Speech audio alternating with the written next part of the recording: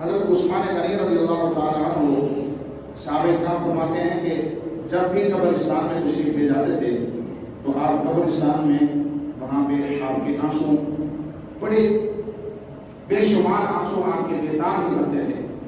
آپ روتے روتے تھکتے نہیں تھے. ہم پوچھتے تھے حضور آپ ایسے صحابی ہیں, آپ کو آپ سے 12 مرتبہ حضور صلی اللہ علیہ وسلم نے بلکہ 13 مرتبہ بھی آتا ہے جنت عطا فرمائیے. آپ تو اشرف مبشرہ میں سے ہیں.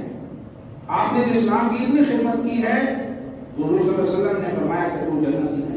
کتنی مرتبہ ہم نے اپنے کانوں سے سنا کہ نبی پاک صلی اللہ علیہ وسلم نے آپ کو جنت کی خوشخبری سنائی. پھر بھی آپ کو ہم ایک نیکی کرتے ہیں کہتے ہیں ہم نے بڑا پاک کیا, ایک نماز پڑھتے ہیں کتنی بڑی نمازیں پڑھتے ہیں, بڑا کچھ کرتے ہیں, ایک حج کر کے بڑا کچھ کر لیا. عثمان غنی رضی اللہ تعالیٰ عنہ قبرستان میں رو رہے ہیں. جنتی صحابی ہیں, جنتی صحابی ہیں. تو یہ وہ صحابی ہیں جس سے نبی پاک علیہ السلام حیا فرماتے تھے. نبی پاک علیہ السلام تشریف فرما تھے تو پنڈلی سے تھوڑا سا کپڑا آپ کی جو چادر مبارک سی اڑتی تھی. سیدنا ابوبکر صدیق آئے, عمر فاروق آئے, دروازہ کھٹکایا, پوچھا گیا کون صدیق, فرمایا آ جاؤ. بعد میں حضرت عمر فاروق رضی اللہ عنہ تشریف لائے, پوچھا گیا کون, عمر آ جاؤ. جب تیسری دفعہ دروازہ کھٹکایا گیا, پوچھا کون, عثمان, فاروق جاؤ. تو آپ صلی اللہ علیہ وسلم جیسے لیٹے ہوئے تھے آپ بیٹھ گئے اور اپنی بجلی سے کپڑا جو ہے وہ ٹھیک فرمایا اور اس کے بعد کہا عثمان تشریف لے آؤ. فرمایا آؤ عثمان آ جاؤ. تو جب عثمان غنی رضی اللہ عنہ تشریف لے آئے, عرض کیا گیا حضور جب صدیق اکبر آئے تو آپ ویسے ہی تشریف فرما رہے, عمر فاروق ہے آپ ویسے تشریف فرما رہے, عثمان غنی ہے تو آپ اس کے بیٹھ گئے. آپ نے کپڑا درست فرمایا, اس کی وجہ کیا, فرمایا اے میرے صحابہ, اے میری امت کے لوگوں, فرمایا یہ وہ میرے صحابی ہیں جن سے فرشتے حیا کرتے ہیں تو پھر میں کیوں نہ اسے. یہ وہ عثمان غنی ہے جن سے فرشتے حیا کرتے ہیں.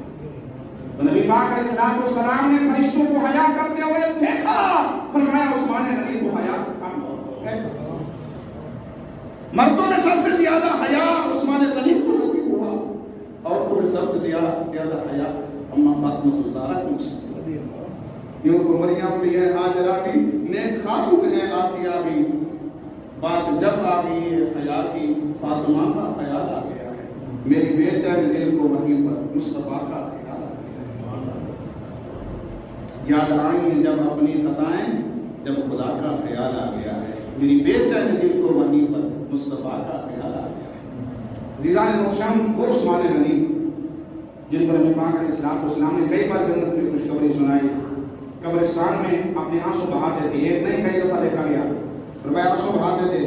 تو حضرت عثمان غنی رضی اللہ تعالیٰ عنہ جو بات ارشاد فرمائی وہ آپ تک پہنچانا چاہتا ہوں. فرمایا اے میرے ساتھیوں, صحابہ کرام علیہ رضوان, فرمایا میرے ساتھیوں, میں نے نبی پاک علیہ السلام سے یہ سنا تھا, اے انسان اگر تیرے لیے یہ قبر مشکل ہو گئی, قبر کی منازل مشکل ہو گئی, تو تیرے لیے آخرت کی منازل سب سے زیادہ مشکل ہو جائے گی. اور اگر تیرے لیے قبر آسان ہو گئی تو سمجھ لے تیری آخری منزل کر بھی بیڑا پار ہے, تیرے لیے آسان ہو گئی.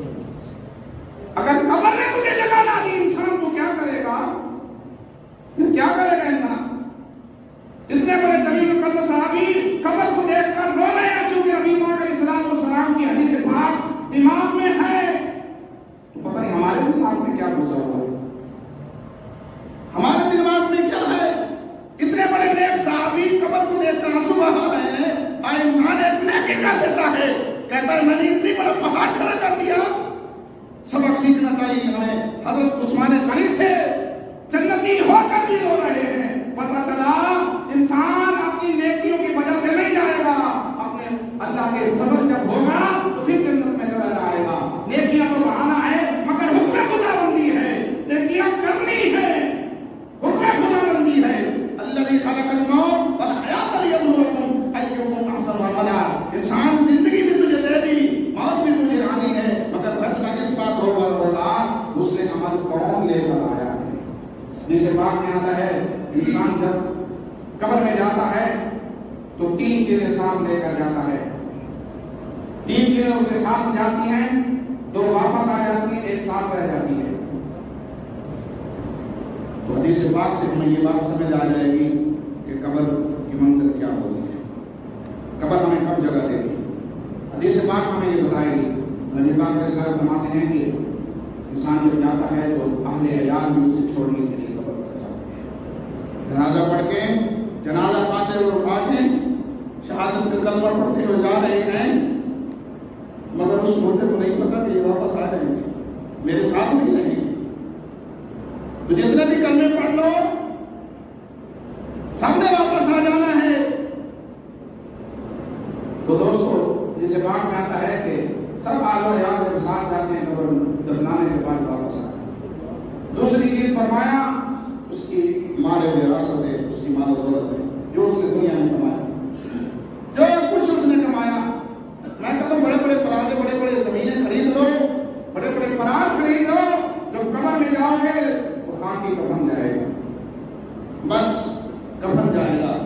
تو حدیث پاک کے مطابق بڑے بڑے زمیندار، بڑے بڑے وڈیرے، یہ دنیا ہے چکی یاروں کے اسیاں اس دے دانے، یہ دنیا ہے چکی یاروں کے اسیاں اس دے دانے، واری واری سب نے بسنا یقینا دیتے کی رہا۔ سدا نہ آئے بلبل بولے، سدا نہ باغ بہارا، سدا نہ آپ کے حسن جوانی، سدا نہ صحبت۔ دیدان موشم نبی پاک علیہ السلام فرماتے ہیں کہ وہ مال و دولت جس پر انسان بڑا گمان کر کے بیٹھتا تھا، میرے پاس اتنا پیسہ ہے، میں یہ کر لوں گا، میں وہ کر لوں گا، میرے پاس یہ پہلوانی ہے، پڑھا ہے، میں ہوں، وہ بھی ساتھ چھوڑ جائے گی، وہ بھی واپس آ جائے گی، مال و دولت بھی واپس آ جائے گا، انسان چھوڑ جائے گا۔ اب 2 چیزیں واپس آ گئی، فرمایا تیسری چیز ہے جو انسان کے ساتھ رہی ہے، فرمایا وہ انسان کے نیک اعمال ہے، حسن عمل ہے، جس کو قرآن میں ذکر فرمایا حسن عمل ہے۔ اگر وہ انسان کے پاس آئے تو بس وہی جائے گا، اگر وہی نہیں آئے تو انسان کے پاس کچھ نہیں جائے گا۔ انسان کے ساتھ اور تیسری چیز حسن عمل ہے، وہ ساتھ جائے گا۔ دیکھنا یہ ہے کہ ہمارے پاس حسن عمل ہے یا نہیں ہے۔ اگر جس بندے نے اللہ اور اس کے رسول کو راضی کیا ہوگا، اس کے حکم مانا ہوگا، اس کی سنت کی پیروی کی ہوگی، ان کے احکام کی پیروی کی ہوگی، رسول اللہ صلی اللہ علیہ وسلم سے محبت کی ہوگی، تو قبر میں بھی وہ کام آئے گی۔ دوستوں اگر وہ نہیں کر سکے تو قبر کو کیا کرے گا؟ پھر کیا کام آئے گا؟ پھر تو قبر بھی واپس پھینک دے گی، جا کیا کرنے آئے؟ میرے مصطفیٰ کا تو یہ فرمان ہے کہ جو اچھے عمل کر کے آئے تو وہی ساتھ آئے، تو قبر بھی وہ نہیں لگائے گی، قبر بھی تنگ ہو جائے گی۔ تو دوستو، تو حسن عمل کتنے بڑے طاقت ہے کہ اللہ جب حکم دے، اللہ جب دیکھے کہ یہ انسان میرے حکم کے مطابق یہ نیکیاں کما کر لایا ہے، اب میں اسے دیکھوں کہ اس کی نیکیاں کس حد تک ہیں، کیسی ہیں، کس طرح اس نے عبادت کی ہے۔ اب ایک تو وہ ہے جس نے کی ہے، دوسرا تو وہ ہے جس نے کی نہیں۔ سوچنے والی بات یہ ہے کہ ہم کرنے والے یا نہ کرنے والے اپنے جذبات میں جاتے ہیں کہ ہم اللہ کے حضور کیا منہ دکھائیں گے، کیا منہ دکھائیں گے، کس منہ کے ساتھ جائیں گے، اور نبی پاک علیہ السلام کے سامنے کس طرح کریں گے، کس طرح کریں گے۔ تو ہمیں نیک عمل یہ انسان کو قرآن کو فرمایا گیا کہ ان الذین آمنوا وعملوا الصالحات، کامیاب وہی لوگ ہیں کہ جو ایمان لائے اور نیک عمل کیے، ورنہ والعصر ان الانسان لفی خسر۔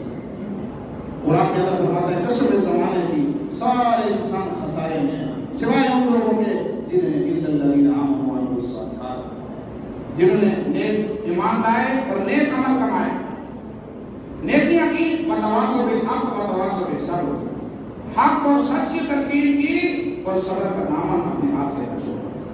یا ایھا الذین آمنوا اصبروا وصابروا ورابطوا، ایمان والو صبر اختیار کرو، صبر کی تلقین کرو، اس پر قائم رہو اور اللہ سے ڈرتے رہو تاکہ تم خراب نہ ہو۔ حدیث پاک میں آتا ہے کہ انسان سچ بولتا ہے، ایک انسان سچ بولتا ہے اور سچ کی تلقین کرتا ہے، اس پر قائم رہتا ہے۔ نبی پاک علیہ السلام فرماتے ہیں کہ سچ جو ہے وہ جنت ہے، تو اس انسان کی راہ میں جنت ہے، اللہ اسے جنت عطا فرمائے، کیونکہ اس نے سارے دن کی سچ بولا، سچ پر قائم رہا، سچا رہا، سچ کی تلقین کی تو جنت اس کا ٹھکانہ ہے۔ فرمایا جس نے جھوٹ بولا، جھوٹ پر قائم رہا، لوگوں کو جھوٹ کی تلقین کرتا رہا تو جھوٹ کا ٹھکانہ بھی جہنم ہے، تو اس شخص کا ٹھکانہ بھی اس بات میں آتا ہے کہ نبی پاک علیہ السلام کی بارگاہ میں ایک شخص آتا ہے، حضور میں زنا بھی کرتا ہوں، میں شراب بھی پیتا ہوں، میں چوری بھی کرتا ہوں، آپ ایک نصیحت فرمائیں کہ میرے لیے سارے کام چھوڑ جائیں۔ صرف ایک نصیحت چاہیے۔ نبی پاک نے فرمایا کہ جھوٹ بولنا چھوڑ دو، جھوٹ بولنا چھوڑ دو، سچائی کا راستہ اختیار کرو۔ وہ شخص جب واپس جاتا ہے، چوری کے قریب جاتا ہے، زنا کے قریب جاتا ہے، جب وہ شراب کے قریب جاتا ہے تو اس وقت ایک ہی خیال آتا ہے، اگر میں یہ کام کروں گا تو رسول اللہ صلی اللہ علیہ وسلم کی بارگاہ میں جاؤں گا، اگر میں سچ بولوں گا تو مجھے سزا ملے گی، کیونکہ میں نے یہ گناہ کی۔ جب یہ گناہ کروں گا رسول اللہ صلی اللہ علیہ وسلم کی بارگاہ میں جاؤں گا تو نبی پاک علیہ السلام پوچھیں گے، ہاں جی کیا کر کے آیا، یہ کام کیے تھے؟ جب سچ بولوں گا تو سزا ہوگی، اگر کہوں گا جی نہیں کیے تو نبی پاک صلی اللہ علیہ وسلم کہ جھوٹ نہیں بولنا، پھر آج شکری ہو جائے گی۔ فرمایا نبی پاک علیہ السلام کی ایک نصیحت نے میری ساری زندگی بدل دی۔ جب بھی کسی گناہ کے پاس گیا اللہ نے مجھے ہدایت نیکی کی طرف بتایا، کیونکہ نبی پاک علیہ السلام میں جھوٹ نہیں بولنا، اس خیال نے مجھ سے شراب بھی چھوٹ گئی، زنا بھی چھوٹ گیا، حتیٰ کہ چوری کی تمام بدعمالیاں مجھ سے چھوٹ گئی۔ نبی پاک علیہ السلام نے ایک نصیحت فرمائی، میری ساری زندگی بدل دی۔ اللہ نے مجھے یہ کہا، زندہ رہو کہ ایسے کہ زمانہ بھی احترام کرے، مرو کو ایسے کہ زمانہ بھی سلام کرے۔ خودی کو کا بلند اتنا کہ ہر تقدیر سے پہلے خدا بندے سے خود پوچھے آپ کے گھر کے